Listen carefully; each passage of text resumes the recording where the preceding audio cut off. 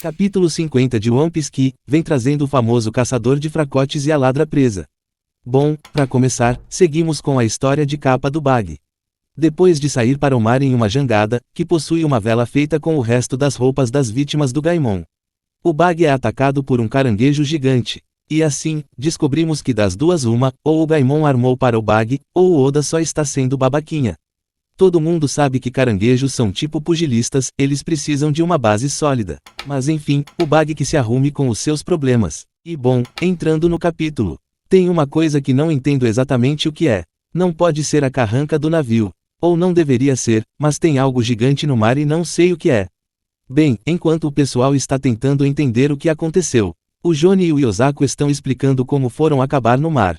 Já adianto que é ridículo. Mas antes, no capítulo 42, quando o Johnny e Yosaku apanham para o cheio corpo.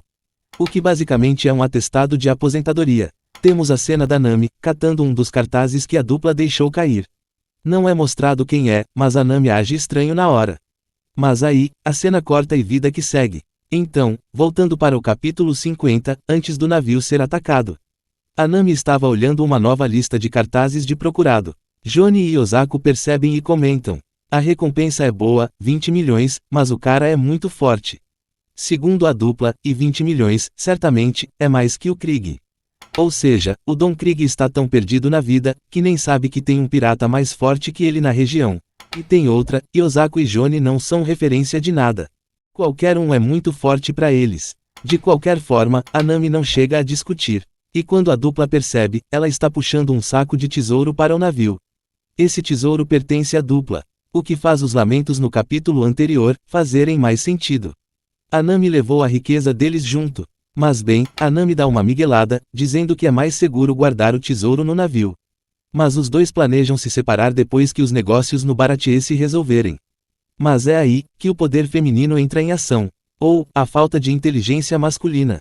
A Nami do nada diz que precisa trocar de roupa e pede que a dupla fique de costas.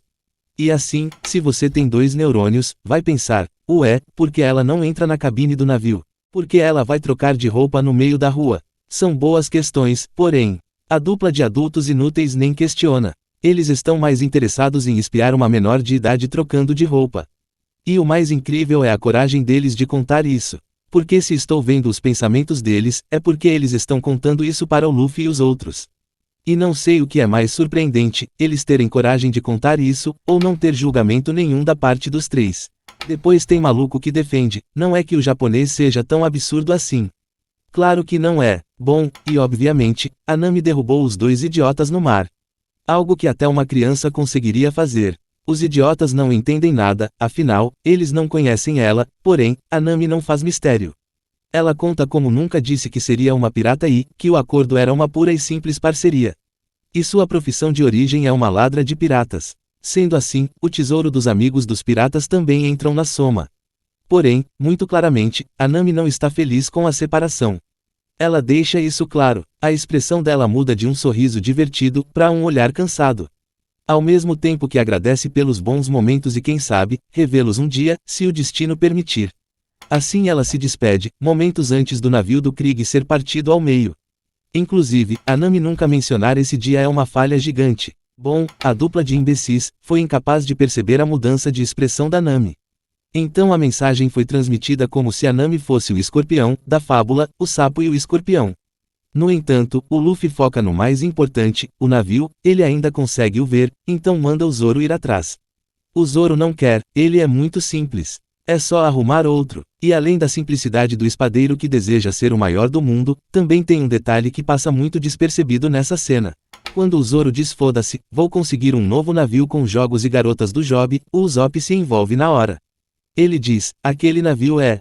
Porém, a frase é cortada aí. Hoje, depois das 7 águas e o salão do Enis. Eu sei o que ele iria dizer. Mas antes disso, é só uma frase cortada que passa como uma brisa.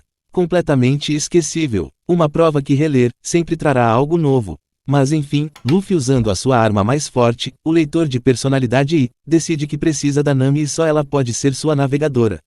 Então o Zoro, o Usopp e os idiotas, recebem a missão de pegar a Nami e tudo mais de volta. Porém, surge algo mais importante. Pausa na programação normal, para solicitar o like. Seja humilde, e deixe um like nessa merda. Bem, quando o grupo estava pronto para partir, o Zef grita, lá ele. Conectando temporalmente com o final do capítulo 49. Não faz muito sentido para mim, ou só entendi errado. E obviamente, que o velho gritando, chamou a atenção de todo mundo. Mas não só o velho gritou, os tripulantes do Don Krieg também. E com esse alerta, finalmente vemos quem vem lá. Num barco que possui a forma de um caixão. Uma única vela em um mastro em cruz. Diria que é uma cruz adaptada para ser um mastro. Esse mastro e braços que seguram a vela, são caprichosamente feitos à imagem e semelhança da sua espada. Além disso, não existem remos e nem motores no barco que se move com a força do pensamento. E digo mais, essas velas nas laterais são de quê, para na ventania que tem no mar, ainda estarem acesas? Talvez seja magia, até porque, o Olhos de Falcão é bem mágico.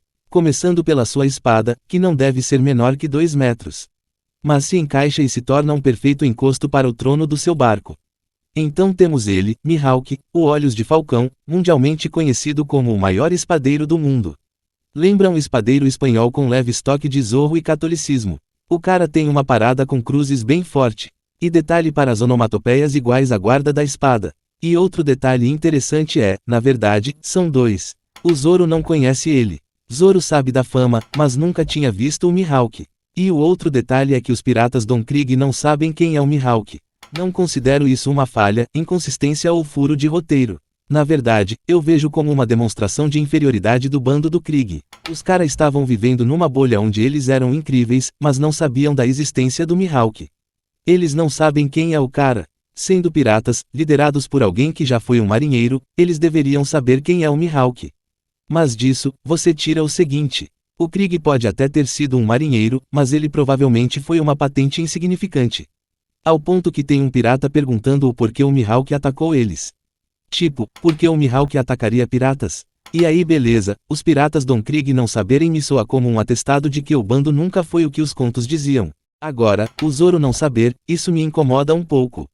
Ainda mais porque o Yosaku e o Johnny sabem. E assim, se até esses 2 inúteis sabem. Se bem que o Zoro não sabe ler. Mas enfim, isso já é colocar muitos bois na frente da carroça.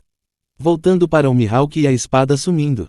Bom, um dos piratas questiona o porquê ele os atacou e o Mihawk, simplesmente, responde que só estava passando o tempo. Uma resposta ridícula para uma pergunta ridícula. Porém, o pirata não entende isso. Ele acha que o Mihawk só quer os humilhar e dispara com 2 armas contra o espadeiro. O que termina com uma demonstração de força. A apresentação de um novo nível de poder, e um nível que só foi alcançado, jogando baixo, uns 700 capítulos no futuro. Demonstrações de poder já foram mostradas antes, porém, claramente inferiores. Temos o Morgan, mão de machado, lançando um golpe voador, quando ele parte uma cerca e uma mureta ao meio. Em comparação, o Mihawk está partindo um navio. Também teve a demonstração de velocidade do Kuro, que não se compara à velocidade do Mihawk. Ele usa a espada para desviar 2 balas, e em momento algum, existe um choque. Ele se move tão rápido e com tanta força, que as balas são desviadas como se fossem balões de ar quente. E o Kuro, além de ser mais lento, não tinha controle sobre a própria velocidade. E com tranquilidade, o Mihawk derrotaria todos os 3, incluindo o Krieg, com um único golpe de sua espada. Ou seja, o mais pica é o Bug. Não é à toa, todo mundo sabe que ele foi roubado na luta contra o Luffy. E outra coisa que vale a pena comentar. Queria muito entender esse conservadorismo que existe em torno das espadas presas nas costas. Normalmente temos o estilo Mihawk, uma bainha invisível que permite o cara sacar uma espada de 2 metros como quem puxa uma peixeira de 10 polegadas.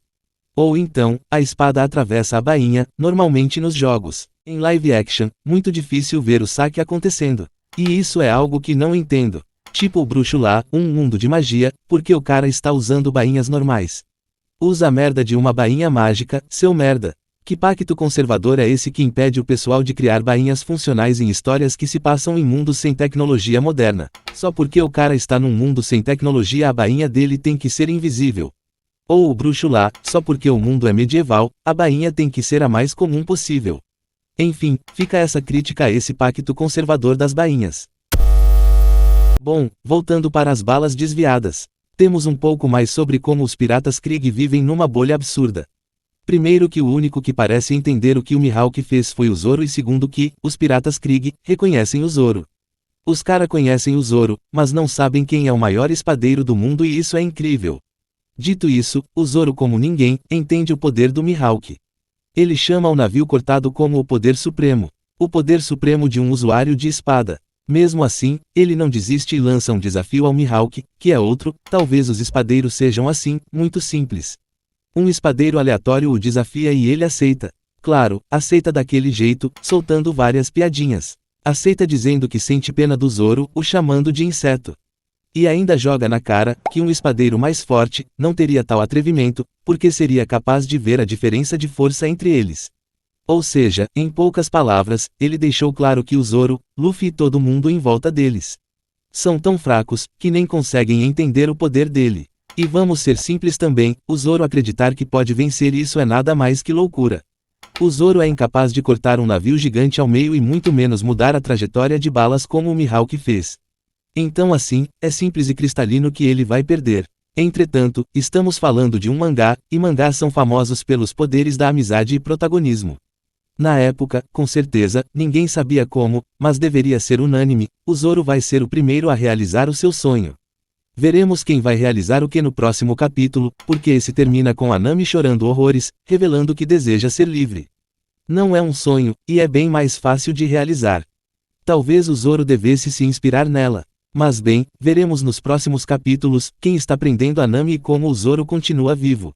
Mas é isso, é aqui que termina o vídeo. Espero que tenha gostado, mas se não gostou, aprenda a gostar. Se chegou até aqui, forte abraço e até a próxima.